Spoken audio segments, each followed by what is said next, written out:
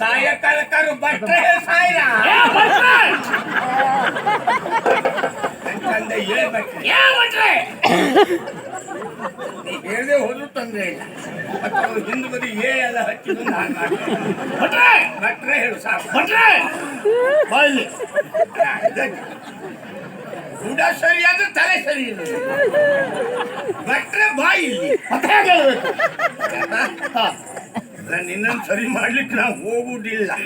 ಯಾಕಂದ್ರೆ ನಿನ್ ಕಂಡಾಗಲೇ ನನಗೆ ಗೊತ್ತಾಗೋಯ್ತು ನಿನ್ನನ್ನು ಸರಿ ಮಾಡುದು ಒಂದೇ ಆನೆಗೆ ಲಂಗೋಟಿ ತೋರಿಸೋದು. ಹೋದ್ರೆ ಭಟ್ರೆ ಬಾಯಿ ಇಲ್ಲಿ ಒಂದು ಎಂತ ಹಿಂದೆ ಮುಂದೆ ಒಂದಕ್ಕೊಂದು ಸರಿ ಇಲ್ಲ.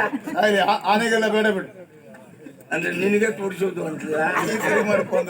ಹೌದಾ? ಅಲ್ಲ ನಿನ್ ನೋಡಿ ಒಂದಕ್ಕೊಂದು ಸರಿ ಪುಣ್ಯಾತ್ಮ ಕೂಡಿ ಸಾಯ್ಬೇಡ್ವಾ.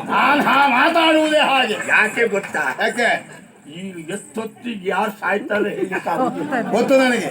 ಆ ಭಸ್ಮಾಸುರ ಏನೋ ಒಬ್ಬ ಹುಟ್ಟುಕೊಂಡು ಕಂಡ್ಕೊಂಡವ್ರ ತಲೆ ಮೇಲೆ ಕೈ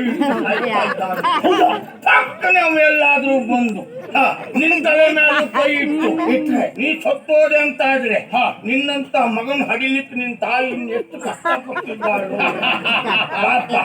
ಅವಳ ಕಷ್ಟ ಅವಳಿಗೆ ಗೊತ್ತುಂಟು, ಸಾಯೋರಿಗೆ ಬಾರಿ ಸುಲಭ. ಗೊತ್ತಾಯ್ತಲ್ಲ? ಆದಷ್ಟು ಬೇಗ ಮನೆ ಸೇರ್ಪ. ಅಂದ್ರೆ ಭಸ್ಮಾಸುರನಿಂದ ನನಗೇನಾದ್ರೂ ಆಗಬಹುದು ಎನ್ನುವ ಭಯ ನಿನ್ನ ಮೇಲೆ ಪ್ರೀತಿಯಿಂದ ಹೇಳಿದ್ದೀನಿ.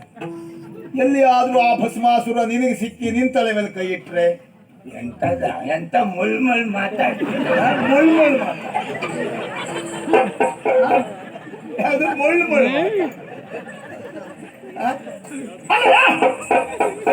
ಅಲ್ಲ, ಒಂದು ಮಾತಾಡಿರೋ ಒಪ್ಪುವ ಮಾತು ಅಂತಿರ್ತದೆ.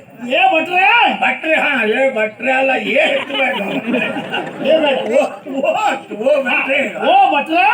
ಭಟ್ರೆ ಹೇಳುತ್ತಾನೆ.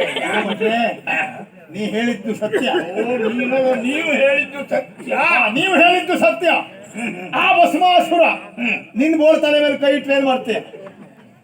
ತಲೆ ಕೊಯ್ ಮೇಲೆ ತಲೆ ಮೇಲೆ ಕೊಯ್ ಇಡುವುದಲ್ಲ, ಕೊಯ್ ಎತ್ತಲಿಕ್ಕಾರು ಆಗ್ತದೆ. ನನ್ನ ಇದ್ರ ಬಂದ್ರೆ ಯಾರಿಗೆ? ಅವನಿಗ ಭಸ್ಮಾಸುರ ಅಲ್ಲ, ಅವನಿಗೆ ಹೊರ ಕೊಟ್ಟ ಬರಲಿ. ತ್ರಿನೇತ್ರ ಬಂದ್ರು, ಹೊರಪಟ್ಟ ಹರನೇ ಬಂದ್ರು. ಒಂದು ಕ್ಷಣ ಯೋಚಿಸಿ ಮುನಿದೆ ಅಂತ ಆದರೆ ಅವನು ಇರುವುದಿಲ್ಲ, ಭಸ್ಮ ಮಾಡಿಬಿಡ್ತೀನಿ. ಎಲ್ಲ ಹಾಗಾದ್ರೆ ಭಸ್ಮಾಸುರ ಈಶ್ವರ ಯಾರು ನಿನ್ನೆ ಎದುರು ತಾಗುವುದಿಲ್ಲ. ಇದು ನೋಡ, 1 2 3 ಇದೆ. ಅಲ್ಲ ಅದಿರ್ಲಿ, ಇದು ಅಲಂಕಾರಕ್ಕೆ ಹಾಕೊಂಡಿದ್ದಲ್ಲ, ನಿಜ ಇರುವುದು. ಇದು ಯಾರೋ ಕೊಟ್ಟದ್ದು ತಪಶಕ್ತಿ. ತಪಶಕ್ತಿ ಅಲ್ಲ, ಅದ್ಯಾರೋ ಕೊಟ್ಟದ್ದು. ಯಾರೋ ಕೊಟ್ಟದ್ದು ಹಾಕೊಳ್ಳಿಕ್ಕೆ ನೀನನ್ನ ನಾನು. ಮತ್ತೆ ನೀನ್ ಸ್ವಂತ, ಇದು ನಮ್ಮ ಸ್ವಂತದ್ದೇ. ಸ್ವಂತ ಅಂತ ಮತ್ತೆ ನಿನ್ನಾಗೆಲ್ಲ ಬ್ಯಾಡ್ದಂತೆ ಬೇರೆ ಅಂತಲ್ಲ ತಗೋಬತ್ತೆ ಮಾಡ್ತೇನ. ಬೇಡ ಹೋದದ್ದೇ ತರಲಿಲ್ಲ, ತರಬೇಕಾದದ್ದೇ ತಂದದ್ದು, ವರ ಮಾತ್ರ. ಅದೇ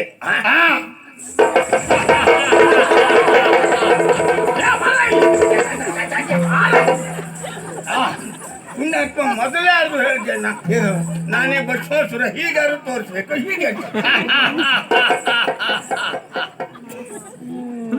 ಈಗ ಏನಾಯ್ತಾ? ಏನಾಯ್ತು ಅಂತ ನನಗೆ ಗೊತ್ತೇ. ಏನೋ ಕೆಟ್ಟ ವಾಸನೆ ಬರ್ತಾ ಉಂಟಲ್ಲ. ವಾಸನೆ ನೀ ಬಂದ ಮೇಲೆ ಪ್ರಾರಂಭ ಅಲ್ಲ, ಈಗ ನಿನ್ನಿಂದ ವಾಸನೆ ಪ್ರಾರಂಭ. ಏನೇ ಆಗಲಿ ಒಳ್ಳೆ ಮಾತು ಹೇಳ್ತೇನೆ. ಹೇಳ. ಸಾಯುವ ಕಾಲ ಬಂದಾಗ ಬದುಕುದ ಬಗ್ಗೆ ಯೋಚನೆ ಮಾಡ್ಬೇಕೆ ಹೊರತು ಸಾಯ್ಲಿಕ್ಕೆ ಹೋಗ್ಬಾರ್ದು. ನೀ ಮಾಡ್ಬೇಕೀಗ. ಈಗ ನನ್ನ ಕೈಯಿಂದ ಸುಮ್ಮನೆ ಸಾಯ್ಬೇಡ. ಆದಷ್ಟು ಬೇಗ ಹೋಗಿ ಅಪ್ಪನಲ್ಲಿ ಹೇಳು, ಇಂಥೊಬ್ರು ಸಿಕ್ಕಿದ್ರು ಸಾವು ತಪ್ಪಿಸ್ಕೊಂಡು ಬಂದೆ ಅಪ್ಪ ಹೇಳಿ ಹೋಗಿ ಅದು ಹೇಳು. ನೀವೊಂದು ಕೆಲಸ ಮಾಡಿ, ಮೊದಲು ನನ್ನ ಕೈಯಿಂದ ತಪ್ಪಿಸ್ಕೊಂಡು ನೋಡು, ಆಮೇಲೆ ಮಾತಾಡು. ಮರಣ ಕಾಲಕ್ಕೆ ಬುದ್ಧಿ ಇಲ್ಲ ಅಂತ ಹೇಳುವ ಕಾಲಕ್ಕೆ ಹಾಗಾಗಿಯೇ ನೀ ಬಂದದ್ದಿ. ಮೊದ್ಲಿಲ್ಲ ಅಂತ ಆಯ್ತು. ನಿನಗೆ ಸಾವೇ ಬರ್ಕೊಂಡು ನನ್ನ ಕೈಯಿಂದ ಬಾರ ತಪ್ಪಿಸ್ಲಿಕ್ಕೆ ನಾನ್ ಯಾರಪ್ಪ? ಅದೆಂತದ್ದು ಇದು? ಇದೇ ಗಳಿಸಿರುವ ಭಸ್ಮ, ತಪೋ ಭಸ್ಮ. ಭಸ್ಮ ಮತ್ತೆ ನಮ್ಮ ಅಪ್ಪಯ್ಯ ಯಾವುದನ್ನು ಗಳಿಸಿರಲಿಲ್ಲ. ಕೊನೆ ಹೊತ್ತಿನಲ್ಲಿ ಅಪ್ಪಯ್ಯ ಹೋಗಿ ಕೈ ಮುಗಿದೆ, ಮಗನೇ ನೀನು ಕೊಡುವುದಕ್ಕೇನೂ ಇಲ್ಲ, ಆಗ್ಲಿ ಅಪ್ಪಯ್ಯ ಶರೀರ ಕೊಟ್ಟಿದ್ದೀಯಲ್ಲ ಅಂದೆ ನಾನು. ಅವನಿಗೆ ಸಂತೋಷ ಆಯ್ತು. ಆದ್ರೂ ತಗೋ ಅಂತ ಒಂದು ಮುಷ್ಟಿ ಭಸ್ಮವನ್ನು ಕೊಟ್ಟ. ಯಾಕೆ? ಯಾಕೆ ಕೇಳಿದೆ ನಾನು. ಆ ಮರಣೋತ್ತರ ಸ್ಥಿತಿ ಬಂತು ಅಂತ ಆದ್ರೆ ಆ ನೀನು ಆ ಅವರ ನಾಮ ಸ್ಮರಣೆ ಮಾಡು, ಹಾ ನನ್ನ ನೆನಪು ಮಾಡು, ಹಾ ಬಿಸಾಡು, ಹಾ ನಿನ್ನ ಕಷ್ಟ ಪರಿಹಾರ ಅಂತ ಹೇಳ್ಬಿಟ್ಟಿದ್ದಾನೆ. ಇದು ಅಪ್ಪ ಕೊಟ್ಟ ಭಸ್ಮ. ಈ ಮೂಗಿಗೆ ಹಾಕೋ ಪುಡಿ ಕಂಡ. ಅದು ಯಾವುದು ನಿನಗೆ ಗೊತ್ತಾಗ್ಲಿಲ್ಲ. ನಾನೇನು ಮಾಡ್ಲಿ, ನಾನು ಯಾವತ್ತು ಇದನ್ನ ಈ ಕಾರ್ಯಕ್ಕೆ ಬಳಸಬೇಕು ಅಂತ ಇಟ್ಟುಕೊಂಡಿದ್ದೆ. ಮತ್ತೆ ಇದು ಯಾವ್ದು? ಎಲ್ಲಾದ್ರೂ ಒಂದು ಒಳ್ಳೆ ಅಂದ್ರೆ ಇಂಥ ಅರನ ನಿತ್ಯವೂ ನೋಡು, ತ್ರಿಕಾಲದಲ್ಲಿಯೂ ಪರಮೇಶ್ವರ ಪ್ರೀತಿ ಅಂತಲ್ಲ, ಗೊತ್ತಾಯ್ತಾ ಇಲ್ಲ? ಅಭಿಮಂತ್ರಿಸಿ ಭಸ್ಮಧಾರಣೆ ಮಾಡುವವನು ಇವತ್ತು ಪರಮೇಶ್ವರನ ಮಗನ ಸಾವಿಗೆ ನಾನೇನು ಮಾಡಿ ಅಲ್ಲ, ಯಾರು ಹುಟ್ಟು, ಯಾರ ಸಾವು, ಯಾರ ಕೈಯಿಂದ ಹೇಗೆ ಎನ್ನುವುದೊಂದು ಯಾರು ನಾವು ನಿರ್ಣಯಿಸ. ಅವನ ಇಷ್ಟೇ. ನಮ್ಮಲ್ಲೊಂದು ಮಾತುಂಟು, ವಿದ್ಯೆ, ಉದ್ಯೋಗ,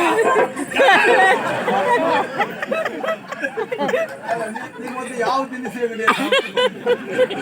ಗೊತ್ತಾಯ್ತಾನ? ಇದು ನಾವು ನಿರ್ಣಯಿಸುವುದಲ್ಲ, ಪೂರ್ವ ಅದಕ್ಕಾಗಿ ಹೇಳಿ ಇದು ಮೇಲ್ಮನೆ ಪೂರ್ಣ ಬಿದ್ದು ಹೋದದ್ದೇ. ಈಗ ಕೊಲ್ಲುವಂತ ಪ್ರಸಂಗ ಬಂತಲ್ಲ, ಆ ಪ್ರಸಂಗ ನೀ ಎಂತ ನತದ್ರಷ್ಟ ನೋಡು. ನಿನ್ನ ಅಪ್ಪನೇ ನಿನ್ನ ಕೈ ಕೊಟ್ಟಿದ್ದಾನೆ ಬೂದಿಯೇ.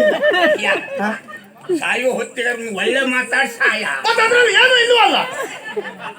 ಗಡಿಬಿಡಿಯಲ್ಲಿ ಒಮ್ಮೊಮ್ಮೆ ಆಗ್ತದೆ. ನಿತ್ಯವೂ ಭೋಜನ ಸಿದ್ಧ ಮಾಡುವ ಮಹಿಳೆಯರನ್ನು ಕೇಳು, ಪಾತ್ರ ಬದಲಾಗಿ ಹೋಗ್ತದೆ. ಈಗ ಎಲ್ಲಿಯೋ ನಾನು ಇದು ಇದಲ್ಲ ಇದಾಗಿತ್ತು, ಅದು ಅಲ್ಲುಂಟು. ನಾನು ಎಲ್ಲ ಇಟ್ಟಿದ್ದನ್ನು ಎಲ್ಲ ಹುಡುಕಿ ಈಗಲ್ಲ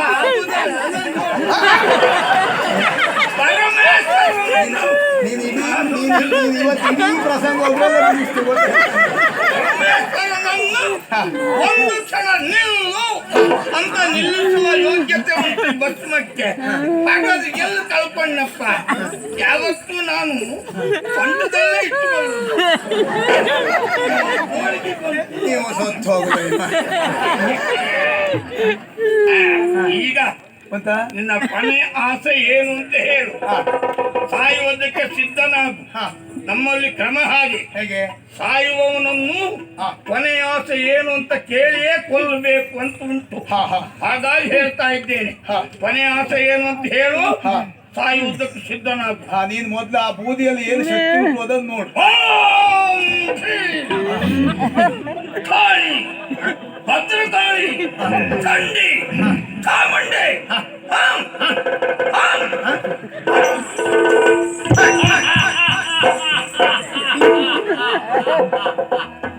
ಏನಾಯ್ತು ನಿನ್ನ ಅಪ್ಪನ ಬೂದಿ? ಅಲ್ಲ, ನಾನು ತಂದಿದ್ದು ಭಸ್ಮವೇ ಹೌದಾತ ಗಡಿಬಿಡಿ ಕಡ್ಲೆ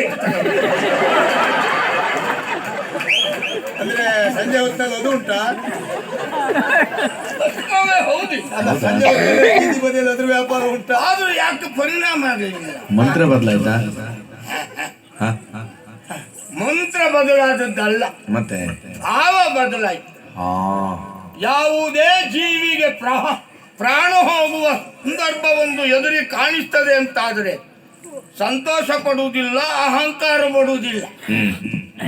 ಈಗ ನಾನು ಹಾಗೆ ಮಾಡಿಬಿಟ್ನಲ್ಲ, ಅಹಂಕಾರ, ನೋವು, ಸಂಕಟ.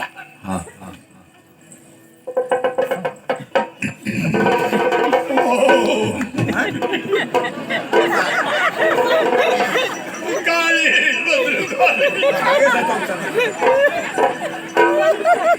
ಅಪ್ಪಯ್ಯ,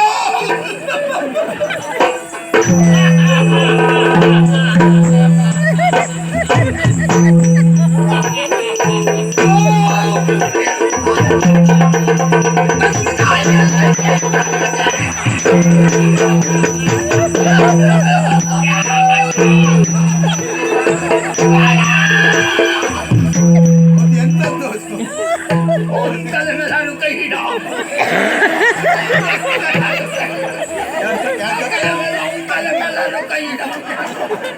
ತಲೆ ಇಬ್ಬರದ್ದು ಒಂದೇ ಕಾಣ್ತದೆ. ನಿಮ್ ತಲೆ ಮೇಲೆ ಕೈ ಇಟ್ಟರೆ ಮತ್ತೆ ಬೇರೆ ಜನ ಸಿಗ್ತಾರೆ.